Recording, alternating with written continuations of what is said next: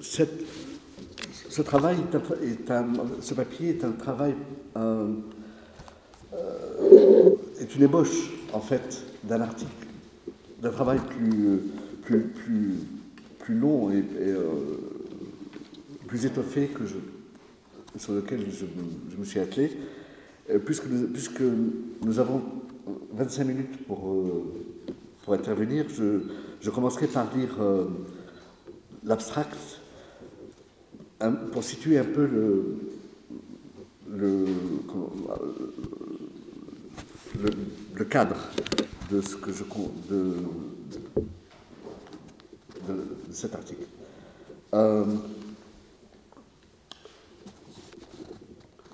Si l'utopie littéraire a mauvaise presse aujourd'hui, la faute en incombe en partie à l'ivresse de théorisation et à la vision réductrice du monde des auteurs d'utopie.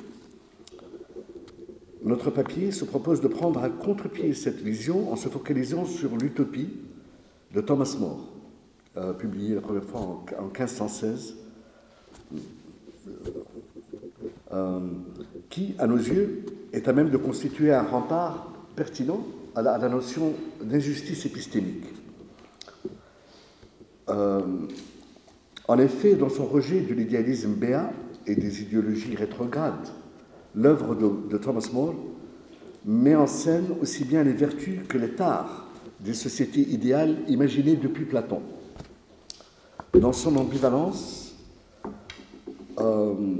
et dans l'ironie discursive qui la caractérise, l'utopie jette les jalons d'une société alternative plus humaine à l'heure où la crise de la démocratie, engendrée par un libéralisme économique pathogène et la prolifération de modèles populistes, est en train d'ébranler la stabilité de nombreuses régions du monde.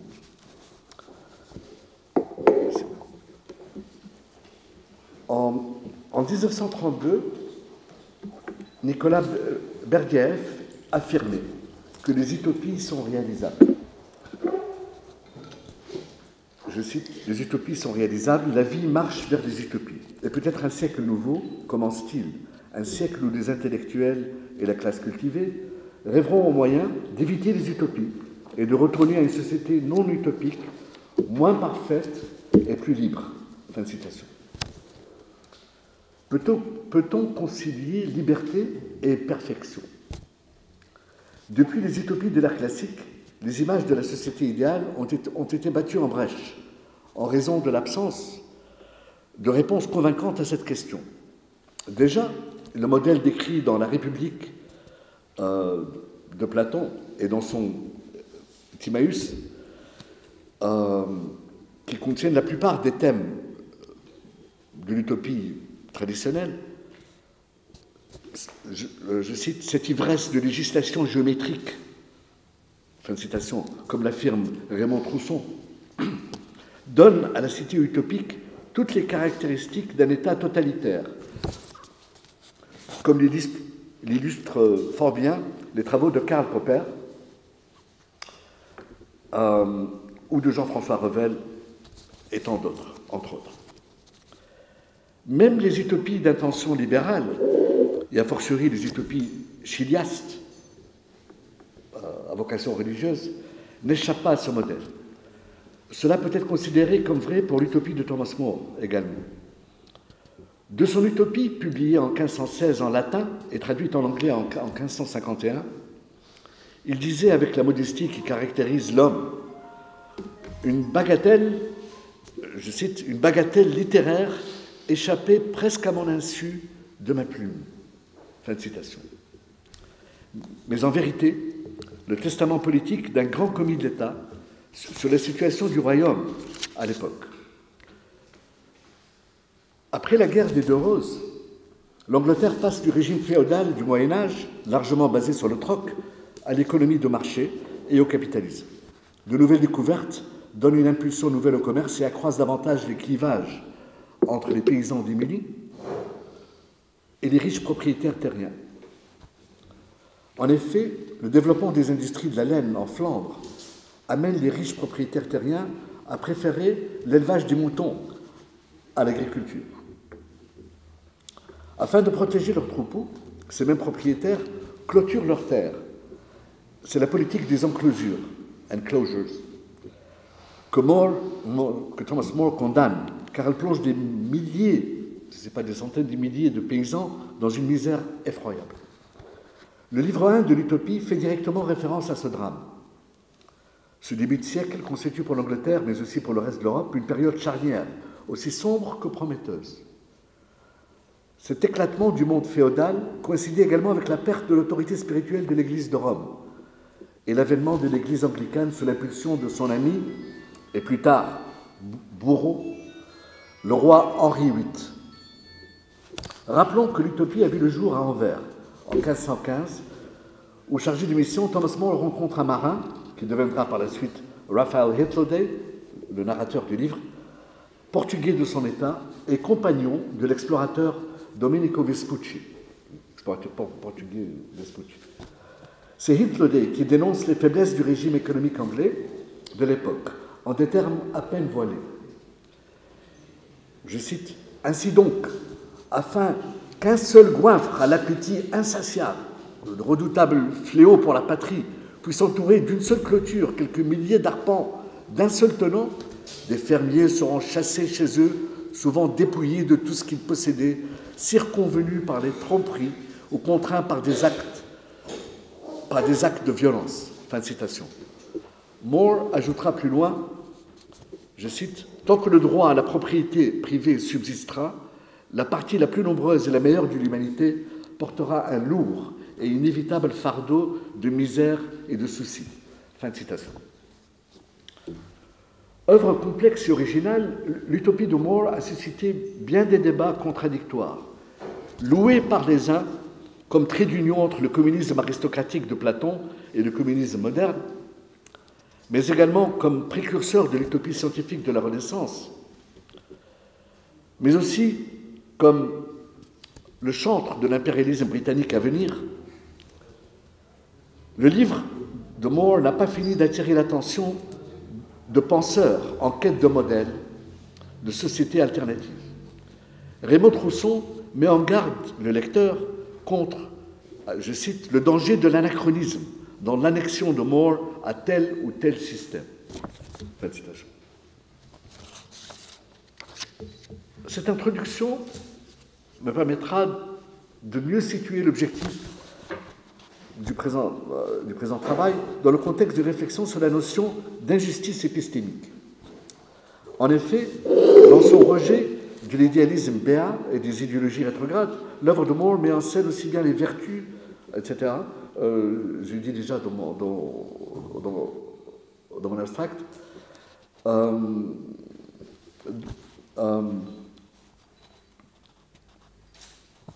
Je passe un peu là pour avancer un peu. Comme l'indique Miranda Fricker dans son livre éponyme Epistemic Injustice, Power and the Ethics of Knowledge, publié en 2007, je cite, « La philosophie gagnerait beaucoup à se concentrer sur la notion d'injustice en tant que normalité. »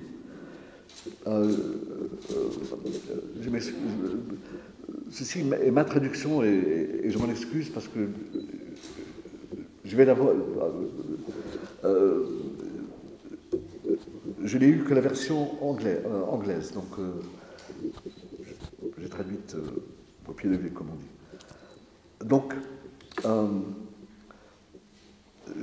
je répète la citation juste pour parce qu'elle est importante. La philosophie gagnerait beaucoup à se concentrer sur la notion d'injustice en tant que normalité. C'est-à-dire,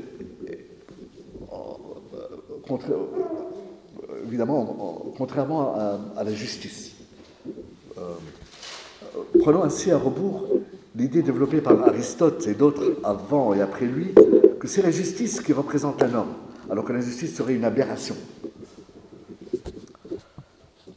Préconisant, je cite, un changement socio-politique collectif, Fricker insiste sur la nécessité de considérer aussi bien l'injustice testimoniale, je ne sais pas si la traduction est correcte, qu'épistémologique, comme des questions d'ordre éthique, et ce, afin d'éradiquer les conséquences de l'injustice épistémique.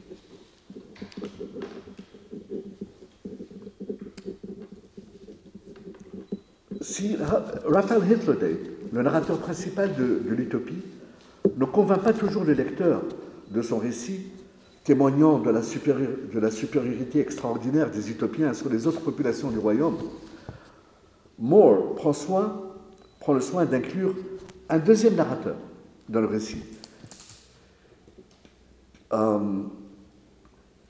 qui lui est chargé de commenter les conclusions parfois trop hâtives de Raphael. D'autre part, il se réserve le droit d'intervenir lui-même en tant que personnage fictionnel dans le dialogue entre, par exemple, Raphael et Peter Giles, son éditeur. Il est clair qu'autant de filtres narratifs est destiné à présenter au lecteur une vision plus objective de la société construite par le roi Utopos. De la même manière, cet excès de prudence sur le plan de la narration est à même de confondre le jugement du lecteur quant à la viabilité du projet utopique présenté. Éthiquement, Moore peut apparaître comme irréprochable. Toutefois, la multiplicité des angles choisis peut conduire à une aporie, l'aporie du sens. Peut-être là était le but recherché par l'auteur, qui semble préférer un scepticisme de bon aloi à des certitudes empreintes de dogmatisme. C'est là, à nos yeux, le point fort du livre, qui se veut davantage un questionnement, même s'il représente une critique de la politique sociale et économique de l'Angleterre de l'époque. Dans ce sens, l'utopie est une œuvre aussi bien typique sur le plan du cadre générique qu'unique en son genre, puisque voulue par Moore comme l'invention d'un genre littéraire tout entier.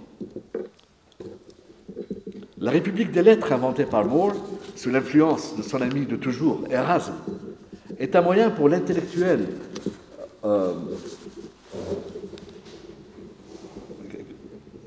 Moore de représenter un programme de réformes socio-économiques mené par des savants utopiens élus à cet effet dans le cadre d'une république stable et prospère.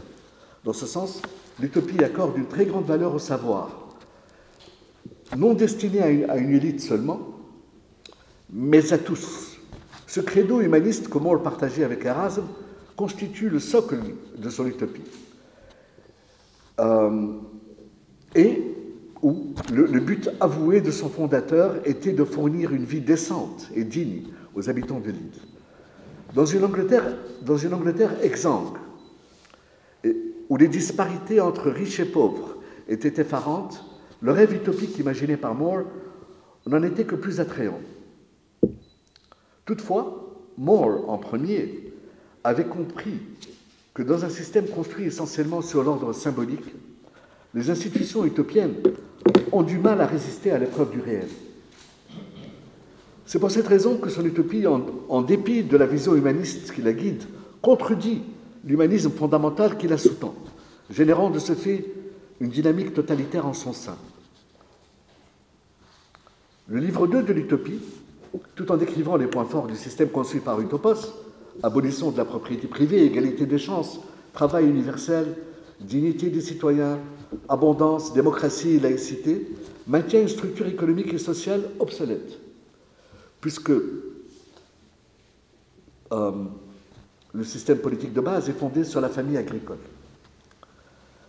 Des détails de l'organisation sociale de l'île ne manquent pas de piquant. Ainsi, les prétendants au mariage se voient nus avant de s'unir. Plus tard, leurs enfants seront enlevés par l'État pour être élevés par des gouvernantes désignées à cet effet. Les relations extérieures des utopiens sont, pour ainsi dire, inexistantes. Les utopiens ne prenons les armes que pour se défendre ou libérer d'autres peuples opprimés. Pour ce faire, ils engagent des mercenaires. Délivrés de leurs soucis matériels, les utopiens peuvent ainsi ne travailler que 6 heures par jour, tout en se cultivant. Le trait le plus étonnant de l'utopie n'en demeure pas moins l'abandon de la monnaie et la renonciation à la propriété privée. Incidemment, Moore jettera les jalons d'une société communiste. Je cite, « Ainsi soit que nul personnage ne possède rien, toutefois, tous sont riches. » Fin de citation. Citation bien connue de l'utopie.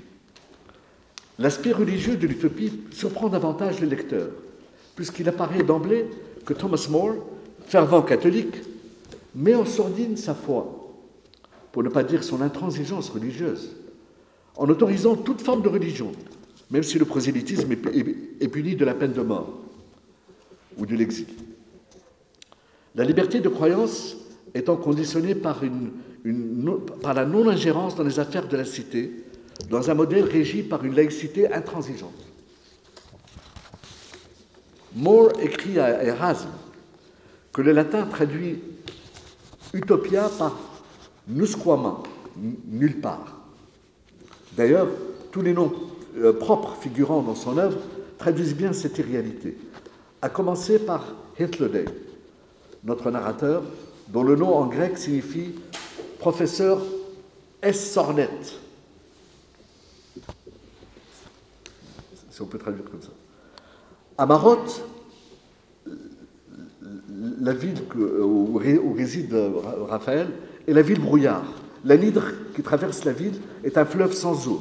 L'île est gouvernée par Edémus, le prince sans peuple. Les habitants de l'île se nomment les Allopolites, ou les citoyens sans cité, et leurs voisins, les Acoriens, sont des hommes sans pays. Jean Servier, dans son Histoire de l'utopie, souligne que dans cette onomastique, cette toponymie du néant, il faut voir un peu, je cite, du pessimisme de More, qui juge difficile un pays si parfait. Fin de citation.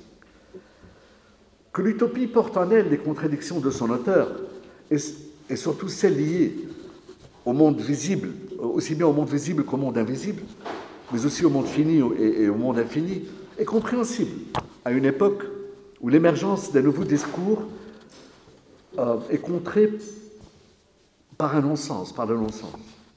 C'est dans ce conflit insoluble, reflet d'une période de transition, que s'inscrit l'utopie. Si l'homme d'État qu'était More n'était pas sans ignorer le fait que tout savoir était contingent de la réalité socio-économique, l'intellectuel, qu'il était aussi, se voyait incapable de communion active avec la société de son époque, jetant par là même une ombre sur l'humanisme naissant, devenu lui-même objet utopique, car isolé de la société. C'est également dans ce conflit épistémologique que se situe l'œuvre de More. Ainsi, le rêve humaniste de la première moitié du XVIe siècle aura permis à More d'exorciser sa propre peur des démons fictifs et réels qui menaçaient le royaume à travers le choix d'une cité idéale comme espace narratif. Ce faisant, il aura jeté aussi bien les jalons de l'utopie que de la dystopie. C'est un point que je développerai plus tard dans ce travail. More conclut son livre en affirmant je cite, de ne pouvoir être d'accord, de ne pouvoir être en accord avec ce que je viens d'écrire. Il se contredit lui-même. Fin de citation. Le point central de ce désaccord se situant sur l'absence d'argent en utopie, ainsi que sur l'abolition de la propriété privée. Le lecteur médusé comprend alors que l'ironie prédominante dans le texte ne s'applique pas simplement à ses compatriotes anglais, mais également aux utopiens eux-mêmes. Espace fictionnel et espace réel sont donc aussi peu désirables l'un que l'autre, entraînant une subversion du sens qui sera plus tard reprise par Jonathan Swift dans ses voyages de Gulliver en 1725, considéré comme l'un des textes fondateurs de l'anti-utopie littéraire.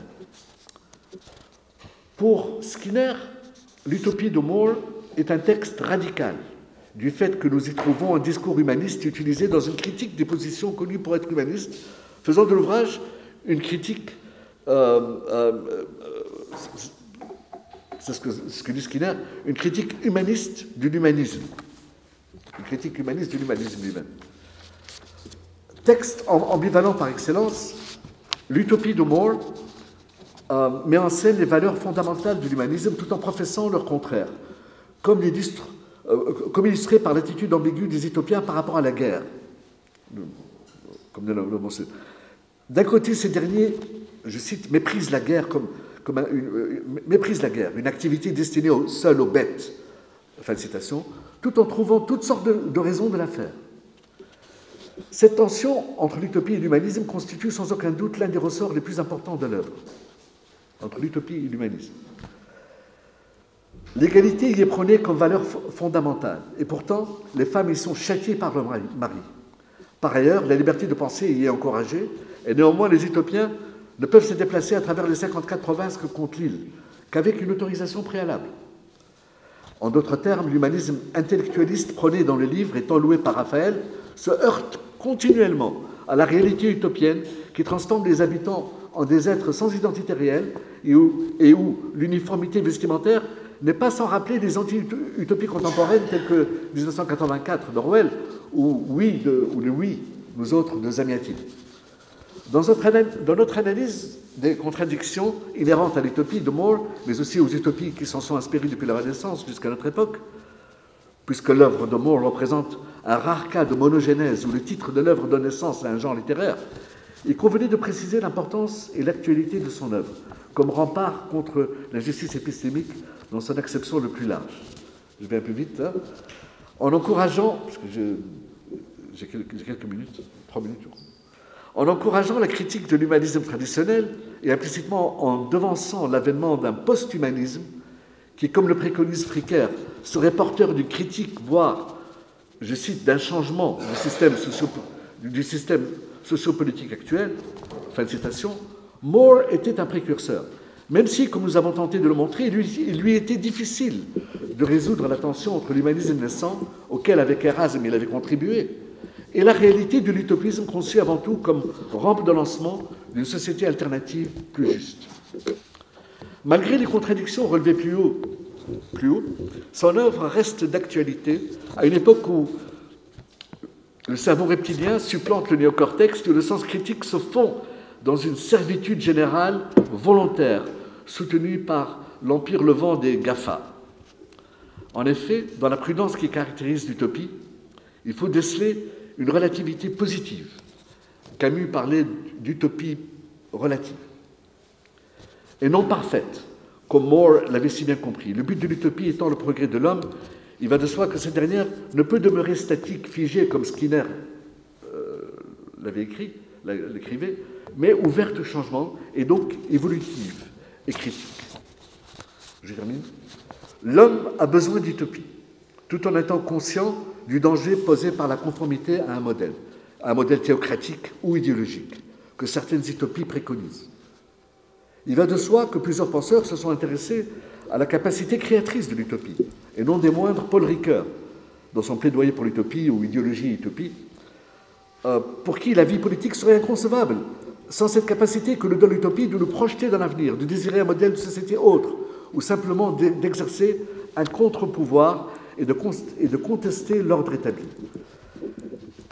Si la notion d'injustice épistémique présuppose des relations basées sur l'inégalité et la domination, telles que véhiculées par le patriarcat et la colonisation, la globalisation du monde actuel est en train de nous mener vers un néocolonialisme inspiré par...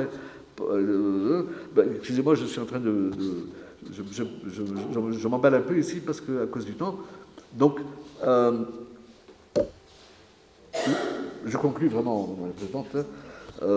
C'est John Rawls qui, dans son livre The Law of People, écrit en 1999, qui nous fournit un modèle alternatif non hiérarchique et pluriel des relations internationales basées sur l'écoute et la reconnaissance de l'autre, ainsi que sur le principe de réciprocité. Si l'utopie réaliste entre guillemets, de Rawls peut nous apparaître bien lointaine à l'ère de Trump, il convient de nous rappeler que celle de More, il y a un peu plus de 500 ans, où des vertus comme égalité, simplicité, l'écoute de l'autre, pouvaient également apparaître comme antinomiques avec la société anglaise durant le règne des Tudors.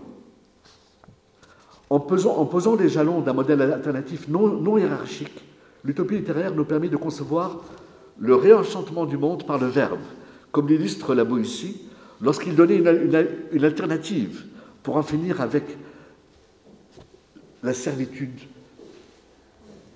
la dictature. Je cite, « Soyez résolus de ne plus servir et vous voilà libre ». Fin de citation. C'est peut-être là le message caché de l'utopie. Merci beaucoup.